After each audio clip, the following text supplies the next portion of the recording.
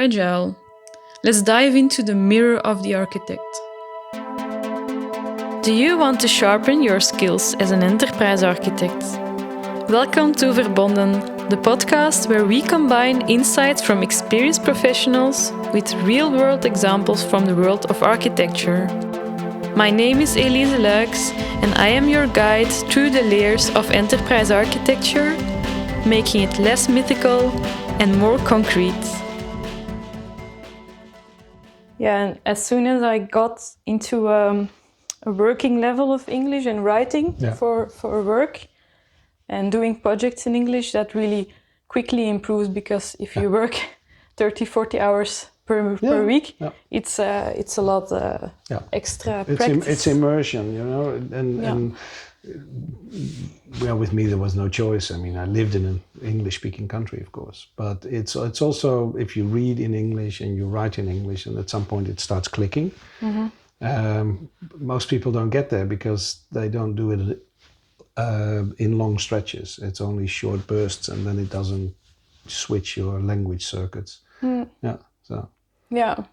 how long have you been in Australia? More than 10 close years, to 25 years. 25, okay. Yeah. So enough to learn the language. And that's not English, but Australian. Yeah. Big differences between Belgium and Australia? In the beginning, I could barely understand them. Now, culturally speaking, the Australians are more British than they think they are. Very much England focused for a long time. That it's changing a little bit. Mm-hmm. And they are very relaxed about things. They take their time. They're not very strict with time. When they say, I'll be there, it could be today, could be tomorrow, things like that. Yeah. Very relaxed. A strange mix of informality, but also pretty much respect for authority, which is different from where I come from. In the Netherlands, if you try to claim authority, then you know they are going to go the other direction. It's almost too easy. In Australia, they're afraid of authority. Okay. Yeah. In what way do they fall? Are they more following their leadership and not questioning things? In the Netherlands, of course. In the Netherlands, they Belgium question everything. Belgium as well. We question. Everything is questioned. Even the obvious things get resistance. No, it's. I think it comes because in the colonial days, authority was absolute. Mm-hmm. If you disobeyed and if you fell on the wrong side of the law, then the punishments were really cruel and absolute. And so I think they still have that fear that because a lot of them came from penal colonies, right? They were sent there in exile. Mm-hmm. And so they had no freedom. They were basically almost like slaves.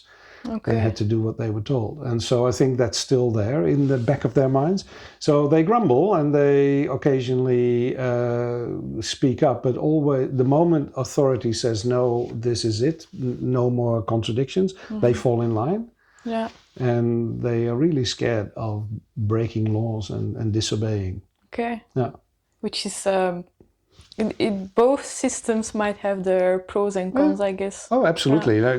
The Dutch are very difficult to work with because they feel that they know better for everything. And I think with the Belgians, although I have less, I've worked a few years in Antwerp, and we had a really nice conflict because with Agfa it was taken over by the Germans, and the Germans completely misunderstood the Belgians. For instance, they reduced their lunch hour, which is the worst thing you can do, right? Okay, yeah. To a proper Belgian, don't tell them that they can only have 1 hour for lunch. That's ridiculous. Yeah, and people from Germany, they would prefer even these optimizations, maybe. Yeah. Well, the Germans came in with efficiency and very strict procedures, and the Belgian people, especially that had been there for years, said, well, that's not how we do things here. Yeah. Right? We love walking into our boss's office and have a good discussion with him. Mm-hmm. And the Germans said, no, can't do that, right? It's protocol, it's chain of command, and it went really badly. Okay. Yeah, it was almost a revolution. How do you switch? Because you've been working very long in an international context with all different cultures. How do you switch or learn about a new culture? Mm-hmm. Well, basically observe, wait and see, talk to people and pick up the signals. It's both harder than most people think, and at the same time, it's not very complicated necessarily, because the rules are clear to people, but they're clearer to the people on the outside than people that are actually on the inside. So that's the thing you need to figure out. It's better to talk to outsiders, people that have just come into the culture, because they're running into these rules all the time. People on the inside don't even notice the rules anymore because they go unspoken. They become automatic. So if I would ask a Belgian employee in AGFA, for instance, do you think that you are unruly, disorderly, and disobeying? They would say, no, not at all, right? I always do my work, I do what I'm told. But then when you ask a German guy, these Belgians, they always object, whatever I tell them to do, I always get pushback. That's how you figure out where the tension is between the cultures. Yeah. And it's also a belief often, because the things that you name, they are more negative, can be perceived as negative, but also the science or the knowledge that in every basis people want to do the right thing, want to be good for the organization, they want to contribute. But then again, because of these culture layers and the way people perceive things differently, it might, it comes out differently. They do different things, they perceive problems in a different way. For me, it's the biggest problem with culture clashes is the breaking of unspoken expectations. So because of our culture, we have expectations of people, and we like people to behave according to our expectations. And when they don't, we get upset. Not necessarily because they're doing wrong things, but because it doesn't match what we expect from them. And if we then don't have an open discussion about these expectations, but instead just push back on the behavior, then we're not changing anything, because the expectations stay unchanged. And so that's the part that always fascinates me, is we expect so many things of each other that we unconsciously just fall into line with. Yeah. We assume that people have the same system and values and the same. This is the iceberg. No, it's handy. It's comfortable. If everybody just follows the same kind of expectations, then things go smoothly and without friction. But of course, it's never perfect. And when people from other cultures come in that expect very different things, the clashes become quite interesting. That may be why some people really like IT and automatizations and AI, because it's more, you can train it to be predictable and it might copy your way how you perceive things. Yes, it's not the whole story, but a lot of IT people are basically fixing the unruliness of the world. They think the world is messy and chaotic even, and they think they can fix that. What they forget is that the world is chaotic and unruly for a reason. It cannot function without chaos and messiness. Reality is not like that. Because it's organic. It's organic, it's living, but it's also adaptive. And one thing that IT never gets right is the adaptiveness. Because when you fix something, the word fix says it all. So I'm fixing your problem, which means I'm ending up with a fixed situation. And as long as the world stays fixed, my solution works. Unfortunately, there's never been a world that stays fixed for very long. And so my solution starts veering off course, and then we blame the world. The thing is, we should stop trying to fix things. And IT people especially, that's one thing they have. The other thing is, I think they're projecting their desire for order and structure onto the world, and get upset when the world doesn't respond. And this actually makes me think about a recent eye-opener for me, when this concept of when you can deter, if you can pinpoint a certain problem, then you can make a diagnose, you can find a problem, you can design a solution and implement it. But there's this other layer where you have these complex problems that might not have like this diagnose, this way to solve or to tackle it. And then you have this it was for me kind of a new world, this systemic world, and that it's a system, and we try to find these sensitive adaptive moves in the system, and we try to do these small actions to try to see, is this giving the solution or the effects that we want? But there might be negative effects as well popping up, so we need to and then again, this type of approaching things, it's not isolated. It's not like you're in a laboratory. Scientists, they try to isolate all the other variables, but in an organization, all the other variables, they keep varying at their own pace at the same time. But I think what you're touching on is a number of interesting things. One is the scientific illusion that there is such a thing as an objective observer, and we can pick something out of its context and study it in detail and understand the details, and then somehow when we put it back, we've improved the whole system. You cannot be an objective observer because the observer is part of the system. That's one thing, and especially in business context, you cannot step outside of the problem and pretend to not be part of it and fix it from the outside. But the other thing is there's too many variables. And if you understand complexity, small variations in some of these variables lead to huge deviations of the trajectory. And so any of these variables could throw you off course completely. So what are we actually trying to do here? What is it we're expecting to create in this way? I think we've gone quite far off course there. Yeah. And the what I struggle with sometimes is giving these tangible examples. I don't know if you have any. Yeah, I have plenty. I have plenty. An example from early in my career was working for an insurance company, and they had a call center. Now, they were actually famous for their call center. You may have heard their slogan, even Apeldoorn bellen. Just call Apeldoorn. Because their whole attitude was, when you have a problem, we don't make things complicated. Just call us and we'll help you solve your problem. Insurance related, of course. The problem with call centers is that if you have a sort of an open approach to it, then the conversations can be very long, very short. Some people have a simple question. Some people have a very complicated question. And so it was very unpredictable. And they felt that the costs of the call center were unmanageable. I wouldn't even say that they were too high, but they couldn't manage the costs. And so some McKinsey, it wasn't McKinsey, but some consulting like that came in and said, we can streamline this, we can make it more efficient.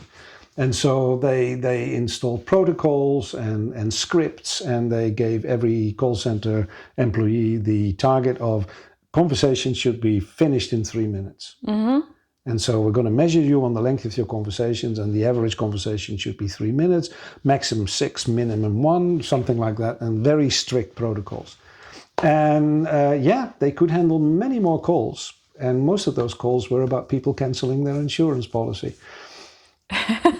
Well, not most, but a lot of them, because they broke the promise they made in their brand perception that you can always call us and we'll have a conversation with you and sort out your problem. It now became call us and we'll take you through a script. It became completely impersonal, and so the efficiency was increased measurably. The effectiveness was the opposite of what they aimed for. So there you go. That's one example where pushing in one direction, you could say the project was successful. In the goal that efficiency was increased enormously. Right? The throughput of calls was higher, predictability, it was manageable. But then you get a lot of pissed off clients that say, I'm breaking my contract. I'm out of here. It was at the cost of the actual brand, in a way, or the brand perception. The customer perceived the brand. So that's one example. Other examples, one that I always bring up is every time they add a lane to a highway, they increase traffic congestion. And that is one of the nice systemic examples. And people keep, they refuse to learn the lesson, but it's so obvious because all you do is you move the congestion somewhere else where they're even less equipped to deal with it. So you could cover the whole country with highways, but at some point they'll have to go into a town or a city. That's where the bottleneck is. And so all your extra lanes are not solving the actual problem. Yeah. So in a systemic way, we should try to dissolve the big cities. Then not everyone wants to go there at the same time. That's one way of doing it. There's a rule that I learned that I think it was Jay Forrester. He invented sort of the systems thinking way of looking at things. He said, humans have a really uncanny ability to find the levers of change in complex environments and then push them in the wrong direction. And so my first rule of thumb is, if you feel a strong urge to solve something in one direction, stop and try the other direction first. So if you, for instance, feel that things are too expensive, maybe you should raise the price rather than lower it. Counterintuitive reasoning seems to be the trick in many cases, because our intuition is to solve the surface layer. Like you said, right? We see a problem, we analyze it, and we come up with a solution. But because we haven't touched the underlying layers, we're actually moving the problem to deeper into the system, where it comes out in all sorts of unexpected and nasty ways. Yeah, this is something that comes back a lot of the times in many strategy books, right? In many strategy courses. This season on the podcast, we're also diving deep into specific things. We're trying to look over the edge or over the normal wall we have around the enterprise architect's role. And I know that you've been in this enterprise architect role for a long time, and then you also switched to CIO CTO roles. My question for you is, what is this, like these patterns that a lot of EAs fall into each time? You actually said it now. It's the pattern of repeating to find a solution fast and then go for it, instead of looking at all the options, finding the right solution.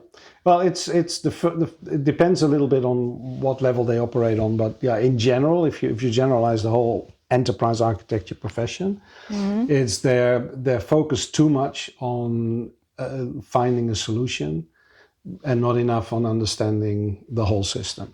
And the whole system is on any level they operate on. So if they're a solution architect, they should focus on the application landscape and the technologies. But if they're a business architect, they should really focus on the entire business as a system. And that lives in a bigger system. So there's always a context that they should actually take into account. The urge to solve things is because of the pressure that's on there to produce value. But that's a big risk that you take, because it's my experience with enterprise architecture is that in more than half of the projects I've been in, we've actually not just failed to produce value, but we made things worse. And so you've actually been in this position where you felt, I'm doing this pattern myself. How did you manage to break that pattern for you? I have an inner rebel that with every solution that either I come up with or other people come up with, I start asking myself, but okay, if we solve this, what is going to break? Where is it going to break something else? So I've always been asking myself that. I have a habit which I call finding questionable assumptions. And I once started writing them out. I came to 100 questionable assumptions, and I wanted to make a book of it. Maybe I should one day go and finish that book. It's a habit of testing your certainties and just starting by flipping them around and say, if the other thing was true, if the opposite was true, if there's something I'm not seeing, how would that affect my process or my solution or my outcome? And just by questioning everything, you produce a lot more value.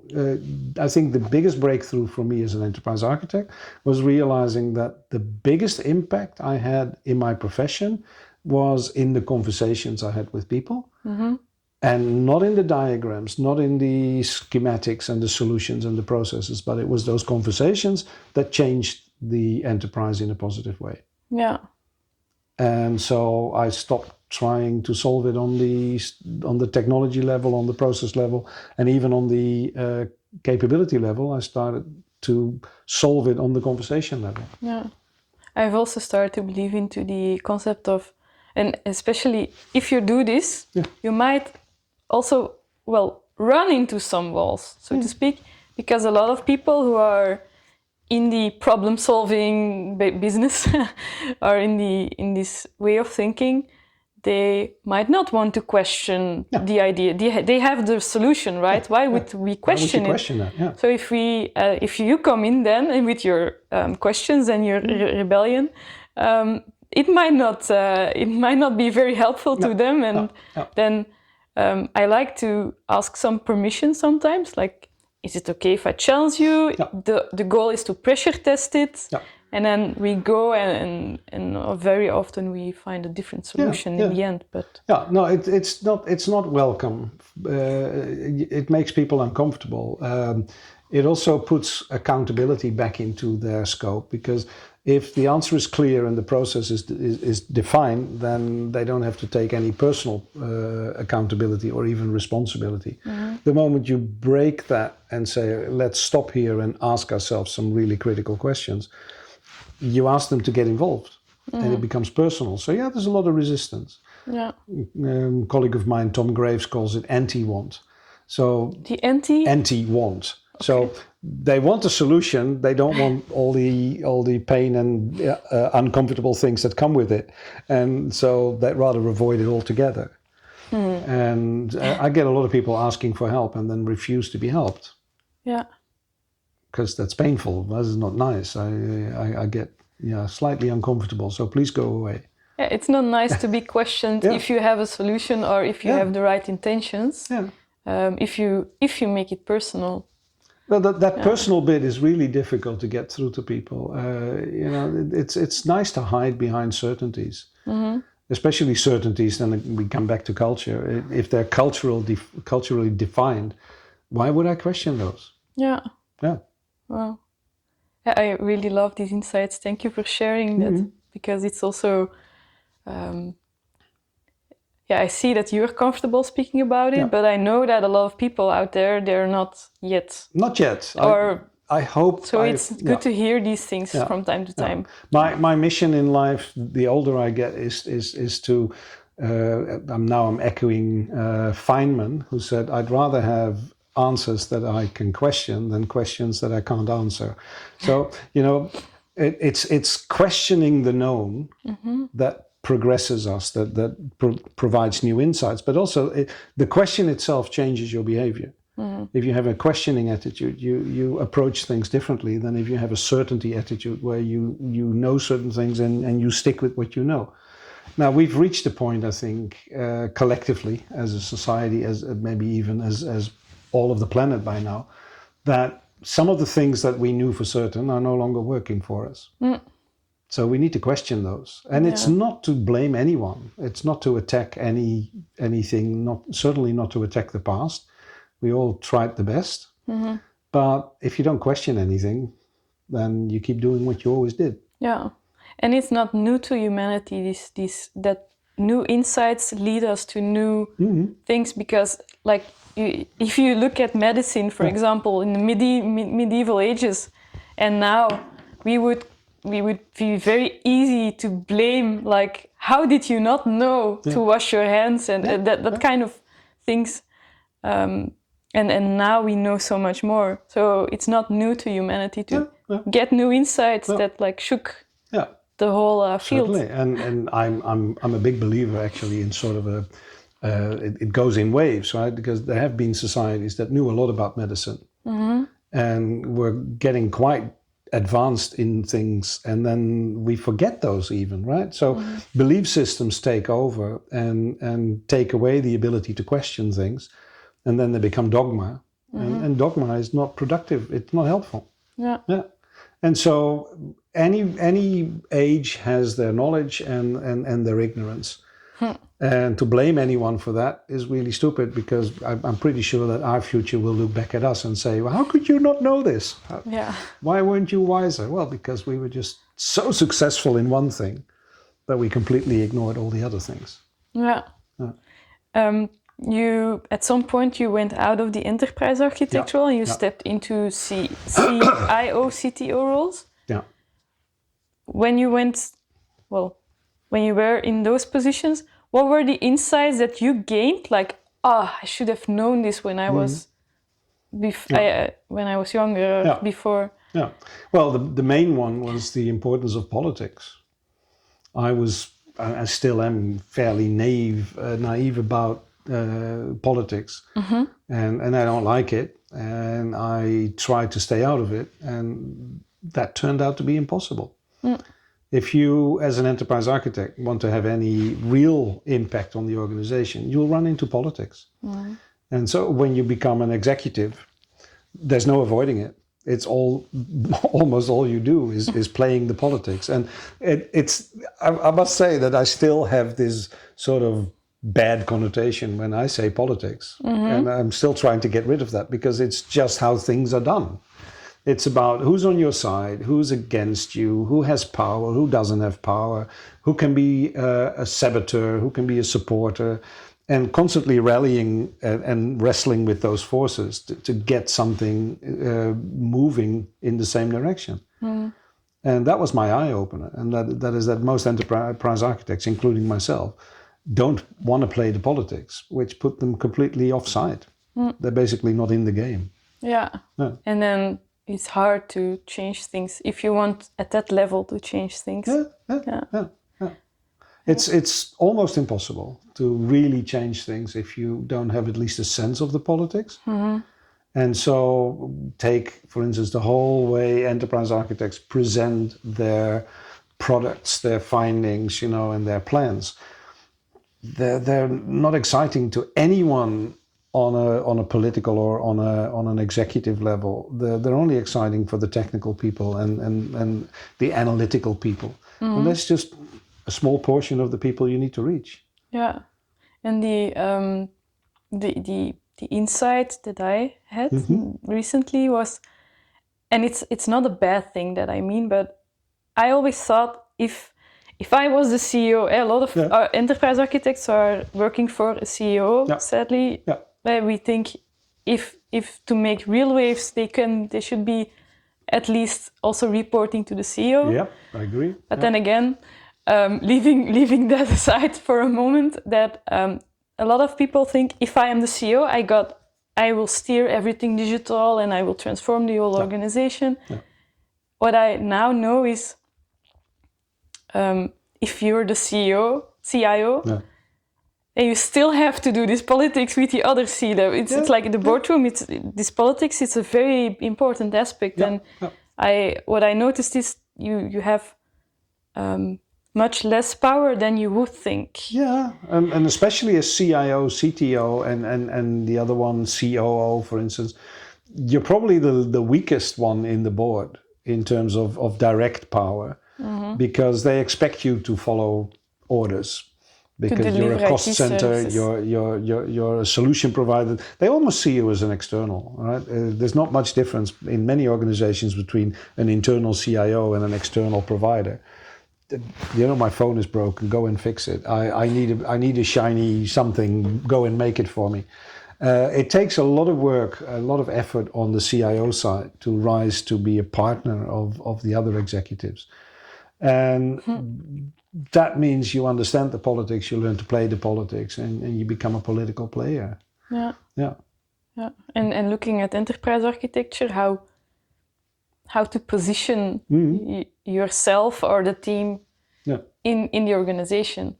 Yeah, well, is that a question, or do you want an answer? Do you want a solution? Or Okay, it was a rhetorical question, exactly. To be honest. I'm sorry about that. That's it's a bad interview skill.